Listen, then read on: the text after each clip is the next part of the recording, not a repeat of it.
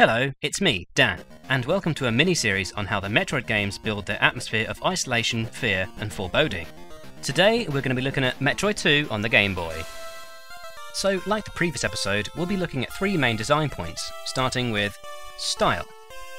Much like Metroid on the NES, Return of Samus brandishes a heavy black background throughout. Although remember all that lush colour which painted the rooms? It's gone now. Now it's all grey. I mean, that's not the game's fault, that's the console's fault. So imagine Metroid in monochrome. Monocroid. Metronome. You wouldn't be able to tell where you were. So now, Metroid 2 has employed more detailing in the landscape. So we get some stars for the intro, some ruined columns for the dome, some vegetation here and there, and generally each area now has a distinct look. And even the doors from the first game have a rusty, worn look to them. And these visuals give you a sense that whoever lived here has long since gone, leaving you alone on the planet with these monsters. Metroids have an evolutionary cycle now, and their appearances get more gruesome as the game progresses. Sound. Okay, so with the absence of colour, areas and environments now rely on details and sound, and this is where Metroid 2 really excels in creating a truly eerie, unsettling atmosphere. Switching on the game brings you into an almost silent title screen, except for what sounds like an exhale of breath from a spacesuit. Much like Metroid, the game begins with a triumphant march. But as you get further into the planet, the music gets weirder until it vanishes entirely, leaving you with a mere soundscape to accompany you. Forcing you to remember how everywhere sounds to find your way around.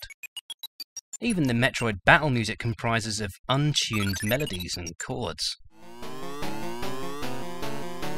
The soundtrack even manages to pull off some jump scares. As you enter into a Metroid lair, the intro music startles you somewhat. And I don't know about you, but when I got the jump upgrade, it just pierces through the silence. And when you enter a new area, there's a couple of heavy bass notes that fade out, implementing that dread. And as you enter the Queen Metroid's lair, the underpinning bass line just sets you on edge until the deed is done.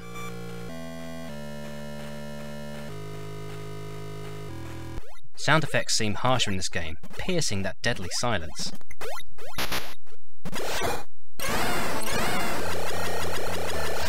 Substance.